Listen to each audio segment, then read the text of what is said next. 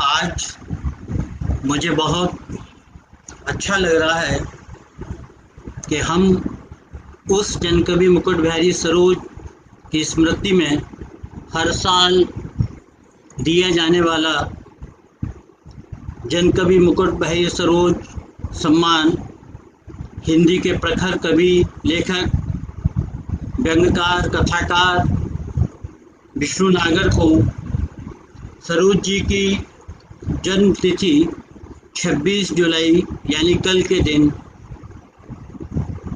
उन्हें देंगे। जनकवि मुकुट बिहारी सरोज मेरी यादों में उस इतिहास की उजली किरण की तरह है जिसमें जब जब मैं याद करता हूँ उनसे जुड़े संस्मरण, उनसे जुड़ी यादें, उनका घर, उनका परिवार, तो मुझे अपना अक्स याद आता है। सच तो ये है कि मैं जिस दौर में सरोज परिवार से जुड़ा था और मेरे मित्र बादल सरोज, शैलेंद्र शैली, प्रमोद प्रधान, कॉमरेड जसविंदर, ये मेरे जीवन का वो कोमल कोना है कि जब जब मैं याद करता हूँ तो मेरी आँखें भीग आती हैं। सरोज जी का परिवार, सरोज जी का घर, सच में यह था कि वो मेरे लिए दूसरा परिवार था और मैं उन दिनों अपने परिवार में लिखने के आरोप में बहुत ज़्यादा उपेक्षित था। मेरे पिता जो शिक्षा अधिकारी थे वे उन शब्दों से नफरत करते थे जिन शब्दों से मैं प्यार करता था। तो घर की उपेक्षा का बहुत सारा हिस्सा सरोज जी की जो आत्मीयता, उनका वह प्यार, मेरे प्रति उनका अगाध स्नेह मुझे बहुत बहुत ताकत देता था। आज जब मैं उन क्षणों को याद करता हूँ तो मुझे लगता है कि मेरा घर नया बाज़ार में था लेकिन और सरोज जी का परिवार खासी बाज़ार में रहता था, लेकिन मुझे अक्सर यह एहसास होता है कि खासी बाज़ार मेरा दूसरा घर था। सच तो ये है कि मुझे उन दौरान बादल सरोज और शैलेंद्र शैली का साथ नहीं मिला होता, मानसिक तौर पर मुझे कोई उस तरीके का संबल ना मिला होता, तो बहुत संभव है कि आज भी मैं ग्वालियर के नया बाज़ार, तेली का बाड़ा, तेली की बजरिया, पान पत्ते की गोट, उदाजी की पाएगा, सूबे की गोट, निम्बालकर का बाड़ा, वहीं कहीं अपने आधे अधूरे सपनों को लेकर भटक रहा होता। लेकिन आज हम उस व्यक्ति को याद कर रहे हैं, आज हम उस शख्स को याद कर रहे हैं जो इतिहास के जरूरी पन्नों में एक जरूरी अध्याय की तरह दर्ज है। मुकुट बिहारी सरोज का मतलब हिंदी कविता का वो अध्याय है जिसमें व्यंग जनता के बीच में, जनता के मन में, जनता के दिल में, जनता के मस्तिष्क में, उसके जीवन में इस तरीके से उतर जाता है कि लोगों को लगता है कि हम कहाँ आ गए हैं। उनकी भाषा, उनका शिल्प, उनकी बोलचाल की भाषा इतनी अद्भुत थी और सबसे अद्भुत था सरोज जी का व्यक्तित्व। वो जिस तरीके से बोलते थे और मंच पे जिस तरीके से वो कविता पाठ करते थे, लगता है कि हमारे घर परिवार का ही कोई मुखिया बैठा हुआ है और हमारी भाषा में हमारे दुखों को, हमारी तकलीफ़ों को, हमारे मन प्राण और उनको झंकृत कर रहा है। मैं जिस शहर में पैदा हुआ, मैं जिस स्कूल में पढ़ा, डीएवी हायर सेकेंडरी स्कूल, मुझे तो वो सुख प्राप्त नहीं हुआ कि सरोज जी ने मुझे हिंदी पढ़ाई हो, लेकिन मेरे पूरे ख़ानदान को, बड़े भाई साहब जो इंजीनियर होकर रिटायर्ड हो गए, एग्जीक्यूटिव इंजीनियर, डॉक्टर, जितने भी भाई थे, ज़्यादातर लोगों को हिंदी सरोज जी ने ही सिखाई है। मुझे जब मैं डीएवी हायर सेकेंडरी स्कूल का छात्र बना तब Saroj ji DAV higher secondary school छोड़ चुके थे और शासकीय सेवा में आ चुके थे। लेकिन मुझे इस बात का आज भी रंज है कि मुझे हिंदी सीखने का सरोज जी से सौभाग्य नहीं मिला, लेकिन मुझे इस बात का गर्व है, मैं इस बात का दर्प है कि मैं सरोज जी के पारिवारिक सदस्यों की तरह रहा, उनके परिवार का सदस्य रहा। और मैंने दैनिक स्वदेश से अपनी पत्रकारिता की शुरुआत की। मैं दिल्ली रहूं या मैं बम्बई रहूं, लेकिन मेरी छोटी छोटी उपलब्धियां भी सरोज जी को बहुत पुलकित और प्रसन्नचित करती थी। मुझे अच्छी तरीके से याद है, जब मैं धर्मयुग आ गया तो अक्सर 2 4 5 महीने बाद मुझे एक लिफाफा मिलता था सरोज जी की राइटिंग में, जो आज मेरे जरूरी कागजों में साबुत और सुरक्षित रखा हुआ है, जिसमें कहीं ना कहीं मेरी कहानी के बारे में चर्चा या मेरी किताब की समीक्षा या मेरे बारे में कुछ भी होता था तो उसकी कटिंग बाकायदा सरोज जी के कवरिंग लेटर के साथ मेरे पास रहती थी। और इतने बड़े, इतने शिखर कवि के सम्मान में दिया जाने वाला जन कवि मुकुट बिहारी सरोज सम्मान कल ये हमारे समय के सबसे महत्वपूर्ण कवि, कथाकार, व्यंग्यकार और लेखक विष्णु नागर को दिया जाएगा।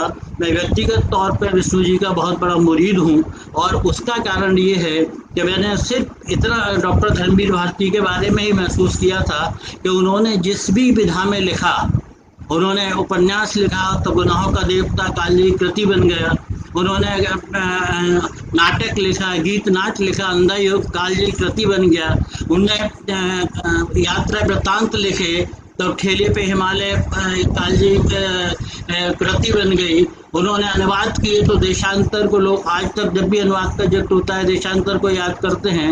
उन्होंने जिस भी विधा में लिखा और संपादन का भी लिया जिम्मा, तो 26 साल तक वो धर्मी के संपादक रहे। डॉक्टर भारती के बाद विष्णु नागर मुझे एक ऐसे रचनाकार नजर आते हैं कि उन्होंने जब भी जिस भी विधा में लिखा, लंबी पारी उन्होंने पत्रकारिता में खेली, नवभारत टाइम्स में रहे, वो दैनिक हिंदुस्तान में रहे, वो कादम्बनी के संपादक रहे। और मुझे अच्छी तरीके से याद है कि जब वो शुक्रवार के संपादक बने तो पूरे हिंदी समाज ने जितना स्वागत विष्णु नागर का किया था उसके पहले किसी संपादक का नहीं किया। और उन्होंने अपने संपादन के दौरान यह साबित कर दिया कि लिखने पढ़ने वाला संपादक, समझदार और जनरुचि को समझने वाला संपादक यदि हो तो कितने अच्छे अंक निकल सकते हैं। उनके कार्यकाल में जहाँ तक मुझे याद आ रहा है 3 साहित्य विशेषांक निकले, और तीनों को आज जब भी साहित्य विशेषांकों की चर्चा होती है तब शुक्रवार के अंक अब तक रखे जाते हैं। जहाँ तक विष्णु नागर के रचना क्रम का प्रश्न है तो उन्होंने यदि कविताएं लिखी वो तो उसमें उनके 7 कविता संग्रह हैं। मैं फिर कहता हूँ चिड़िया, तालाब में डूबी 6 लड़कियाँ, संसार बदल जाएगा, बच्चे, पिता और माँ, हंसने की तरह रोना, कुछ चीज़ें कभी खोई नहीं, कभी न कहा। और उनके कहानी संग्रह हैं आज का दिन, आदमी की मुश्किल, आवान, कुछ दूर, ईश्वर की कहानियाँ, बच्चा और गेंद। उपन्यास लिखा तो आदमी स्वर्ग में, निबंध संग्रह हैं उनके चारों चर्चित रहे, आलोचना कविता के साथ उनकी किताब है। और व्यंग्य का तो ये आलम है कि आज के दौर के शिखर व्यंग्यकार प्रेम जन्मेजय का कहना है कि विष्णु नागर जितनी ईमानदारी से और जितने निडर भाव से व्यंग्य लिखते हैं उतनी ताकत और उतनी हिम्मत आज किसी व्यंग्यकार में बहुत कम देखने को मिलती है। उनकी निडरता का ये आलम है कि उनकी बहुत कविता, मशहूर कविता जो मेरी बहुत प्रिय कविता है वो है मोदी। उस कविता का कुछ अंश मैं आपको सुनाता हूँ कि मोदी के घर में उसके कई सेवक हैं, उसका वहाँ कोई भाई कोई बहन नहीं, उसके आंगन में खेलता कोई बच्चा नहीं, उसके अनुयायी लाखों में हैं, उसका कहने को भी कोई मित्र नहीं। जब वह आधी रात को चीख पड़ता है भय से काँप कर, उसे हिलाकर जगाकर क्या हुआ यह पूछने वाला कोई नहीं, कुछ नहीं हुआ यह उत्तर सुनने वाला कोई नहीं। ऐसा भी कोई नहीं जिसकी चिंता में वह रात रात भर जागे, ऐसा कोई नहीं जिसकी मौत उसे दहला सके। किसी दिन उसे उल्टी आ जाए तो उसकी पीठ सहलाने वाला कोई नहीं। आधी आधी रात जागकर उसके दुख सुन सके, उसके सुख साझा कर सके, ऐसा कोई नहीं। कोई नहीं जो कह सके आज तो तुम्हें कोई फिल्मी गाना सुनाना ही पड़ेगा। उसकी एक बात जरूर है जो उसे आशीर्वाद देते हुए फोटो खिंचवाने के काम जब तक आती रहती है। यूं तो पूरा गुजरात उसका है, मगर उसके घर पर उसका इंतजार करने वाला कोई नहीं। उसे प्रधानमंत्री बनाने वाले तो बहुत हैं, उसको इंसान बना सके ऐसा कोई नहीं। ये मोदी जो कविता है तो मेरी बहुत प्रिय कविता है, और ये लिखने की हिम्मत, अपनी बात कहने का साहस विष्णु नागर ही दिखा सकते हैं। उनकी एक और कविता के कुछ अंश में सुनाता हूँ।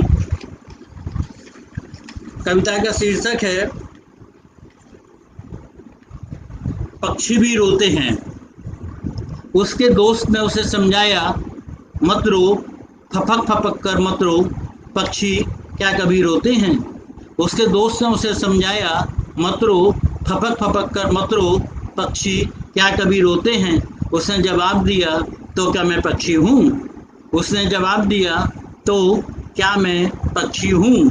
फिर उसने कुछ रुककर कहा, लेकिन तुझे क्या पता, पक्षी भी रोते हैं, बहुत रोते हैं। फिर उसने कुछ रुककर कहा, लेकिन तुझे क्या पता, पक्षी भी रोते हैं, बहुत रोते हैं। और फिर वह फिर से रोने लगा, और वह फिर से रोने लगा। ये है विष्णु नागर और उनकी कविता है।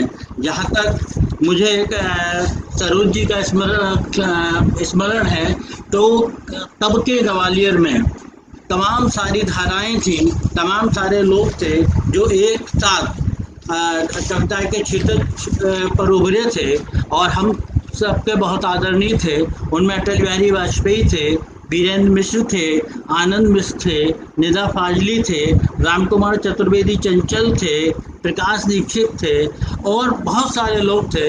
लेकिन उन सब में सबने अपने अपने स्तर की ऊंचाई पाई। लेकिन उन सब में यदि मुकुट बिहारी सरोज का कद सबसे अलग था, तो उसका सबसे बड़ा कारण था उनकी बोलचाल की भाषा। वो बोलचाल की भाषा जो हम रोज रोज के जीवन में इस्तेमाल करते हैं, वो उनकी कविता का प्राण तत्व था। वो मंच पे भी जब उनकी प्रस्तुति होती थी, तो वो ऐसा लगता था कि कोई हमारा ही आदमी बोल रहा है। तब के ग्वालियर में और आज भी, मतलब जनश्रुति में मुकुट बिहारी सरोज हैं। उनके मुहावरे, उनकी शैली, उनके बातचीत करने का अंदाज, उनका स्वीकार करना, वो हर तरीके के मौलिक आदमी थे। यदि आपसे बात भी कर रहे हैं तो उनका संवाद इतना नपातोला रहता था कि लगता है कि जैसे संवाद लेखक ने लिख के दिया हो। और हमारा तो ये था कि जब भी हम किसी भी प्रतियोगिता में जाते थे, दर्शक दीर्घा में बैठे हों या शामिल हो रहे हों, तो ऐसा संभव ही नहीं था कि कोई भाषण प्रतियोगिता हो, कविता प्रतियोगिता हो, या कोई भी राजनीतिक भाषण हो, कि मुकुट बिहारी सरोज की पंक्तियां भाषण में कोड नहीं की गई हों, बोली ना गई हों। उनको ऐसी कविताएं थी उनकी जिनका बोला जाना अनिवार्य था। मरहम से क्या होगा, ये फोड़ा नासूरी है, अब तो इसकी चीर फाड़ करना मजबूरी है। मरहम से क्या होगा, ये फोड़ा नासूरी है, अब तो इसकी चीर फाड़ करना मजबूरी है। अब तुम कहोगे यह तो हिंसा है, अब तुम कहोगे यह तो हिंसा है, होगी लेकिन बहुत ज़रूरी है। ये मुकुट बिहारी सरोज हैं।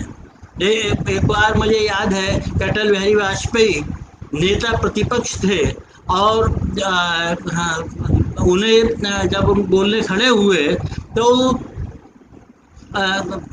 विपक्ष की जो सत्ता पक्ष की तरफ से बहुत तेज तेज आवाज़ें आई, लेकिन अटल बिहारी वाजपेयी बड़ी देर तक खामोश खड़े रहे और फिर वह बोले कि अगर बने तो पथ के रोड़ा, करके कोई ऐब न छोड़ा।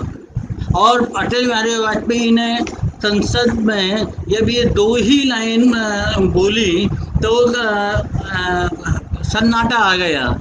और फिर उन्होंने आगे बोला कि ऐसे ऐसे लोग रह गए, अगर बने तो पथ के रोड़ा, करके कोई ऐब न छोड़ा, असली चेहरा दिख न जाए, इस कारण हर दर्पण तोड़ा। ऐसे ऐसे लोग रह गए, अगर बने तो पथ के रोड़ा, करके कोई ऐब न छोड़ा, असली चेहरा दिख न जाए, इस कारण हर दर्पण तोड़ा। और दूसरे दिन के अखबारों में अटल बिहारी, सत्ता पक्ष की तो बात अलग है, अटल बिहारी वाजपेयी का ये भाषण और ये पंक्तियां हिंदुस्तान के सब बड़े अखबारों के प्रथम पृष्ठ पर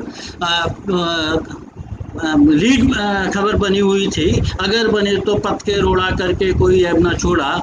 और ये मुकुट बिहारी सरोज की पंक्तियां थी। तो ये तेवर, ये कलेवर, ये फ्लेवर मुकुट बिहारी सरोज के की कविताओं का है। और मुझे अच्छी तरीके से याद है, मैं उन दिनों ग्वालियर में ही दैनिक स्वदेश में नौकरी करता था। सरोज जी शासकीय सेवा में थे। शिक्षक दिवस के मौके पर पद्मा विद्यालय में एक कवि सम्मेलन था और उस कवि सम्मेलन के मुख्य अतिथि थे के सत्यम शिक्षा सचिव थे और वो ग्वालियर आए हुए थे। और उस कवि सम्मेलन की मुख्य अतिथि पद्मा विद्यालय में वो कवि सम्मेलन था और उसके मुख्य अतिथि मुकुट बिहारी सरोज थे।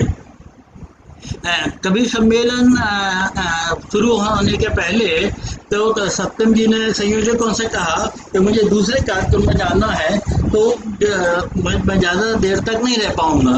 तो संचालन कर रहे जो भी सज्जन संचालन कर रहे थे वो सरोज जी के नज़दीक आए। सरोज जी कार्यक्रम की अध्यक्षता कर रहे थे और सरोज जी से उन्होंने बताया कि सत्यम जी को जल्दी जाना है, लेकिन हम चाहते हैं कि आप कविता पाठ कर ले और सत्यम जी आपको सुनकर जाए। ये संचालक की चतुराई थी और वो सुनवाना चाहता था सरोज जी को।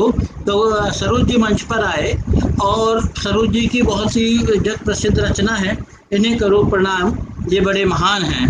तो जैसे ही सरोज जी मंच पर आए और उन्होंने कविता पाठ किया तो कविता है, इन्हें प्रणाम करो ये बड़े महान हैं, इन्हें प्रणाम करो ये बड़े महान हैं, उद्घाटन में दिन काटे रातें अखबारों में, ये शुमार होकर ही मानेंगे अवतारों में। उद्घाटन में दिन काटें रातें अखबारों में, ये शुमार होकर ही मानेंगे अवतारों में, ये तो बड़ी कृपा है जो देखते भर इंसान हैं, इन्हें प्रणाम करो ये बड़े महान हैं। और ये कविता काफ़ी बड़ी कविता है। सरोज जी की स्टाइल में बार बार सत्यम जी के नज़दीक आते, हाथ दिखाते और जिस तरीके की सरोज जी की भावभंगिमा रहती थी। और सारे लोगों ने उनको देखा है कि सरोज जी का संचालन, सरोज जी का काव्य पाठ, सरोज जी की वक्तव्य शैली अद्भुत थी। और मैं खुद दर्शक दीर्घा में बैठा हुआ था, मैंने देखा कि ये कविता ख़त्म ही नहीं हो पाई थी कि सत्यम मंच छोड़कर चले गए। ये एक प्रभाव, ये सरोज जी की कविता का प्रभाव, सरोज जी की शैली का प्रभाव, सरोज जी के कविता पढ़ने के ढंग का प्रभाव। और लगभग ऐसी ही घटना श्यामाचरण शुक्ल के टाइम हुई थी। श्यामाचरण शुक्ल ग्वालियर आए थे, वे मध्य प्रदेश के मुख्यमंत्री थे और सरोज जी रचना पाठ कर रहे थे। सरोज जी जनता की फरमाइश पे श्यामाचरण जी के सामने अपनी इस कविता का पाठ किया और इतनी तालियां पड़ी। लेकिन चूंकि वो एक बंजे हुए राजनीतिक थे, मंच छोड़ के तो नहीं गए, लेकिन सरोज जी की इस कविता का पूरा आनंद लेते रहे। एक और घटना मुझे याद है कि प्रखर गीतकार रामानंद दोषी, उन दोनों कादम्बरी के संपादक हुआ करते थे और सरोज जी के बहुत अच्छे मित्रों में से थे। तो उन्होंने कादम्बरी में सरोज जी की एक कविता छापी थी और वो बहुत चर्चित कविता है कि एक तरफ पर्दों के नाटक, एक तरफ नंगे, एक तरफ पर्दों के नाटक, एक तरफ नंगे, राम करे ऐसी हालत में हो न जाए दंगे। एक तरफ पर्दों के नाटक, एक तरफ नंगे, राम करे ऐसी हालत में हो न जाए दंगे। अव्वल मंच बनाया ऊंचा, जनता नीची है, उस पर भी वर्ग वर्ग में अंतर रेखा खींची है। ये कविता कादम्बनी में छपी थी और उसके बाद इसमें रामानंद दोषी ने पाठकीय जो प्रतिक्रिया आती है उसमें बाकायदा घोषणा की थी कि इस कविता पर कादम्बनी कार्यालय में इतनी चिट्ठियाँ आई हैं जिन सबको छाप पाना मुश्किल है। कुछ चुनिंदा स्वरूप राय से लेके कुंवर बेचैन और तमाम जो उभरते हुए और बात के दौरान बड़े गीतकार बने, उनकी चिट्ठियाँ उन्होंने छापी और उसमें उन्होंने लिखा हुआ था कि 4 महीने तक चुनिंदा पत्र छापे और बाद में इतना प्यार, बहुत बहुत आभार करके उन्होंने जिन चिट्ठियाँ लिखी थी वे ही नाम 7 पेज में छापे थे कि इनकी चिट्ठियाँ मिली और हम इन लोगों के। ये है मुकुट बिहारी सरोज होने का मतलब। मुकुट बिहारी सरोज के गीत, उनकी कविताएं, उनका बातचीत करने का लहजा, सब कुछ इतना अद्भुत था कि लोग बहुत बहुत उससे प्रभावित होते थे। यहाँ में महेश कटारे, सुगम बुंदेली के बहुत बड़े गीतकार हैं, वो जुड़े हैं। महेश जी बहुत बहुत आभार। बबीता बघेल हैं, जन कवि मुकुट बिहारी सरोज स्मृति न्यास के लोग हैं। मान्यता सरोज हैं, बबीता बघेल हैं, केपी सिंह हैं, महेश कटारे सुगम हैं, आनंद पांडे हैं, मानसी धर हैं, मान्यता सरोज हैं, सरोज जी की बेटिया। बहुत बहुत आभार आप सब लोगों का। आप जुड़े। राजन श्रीवास्तव हैं।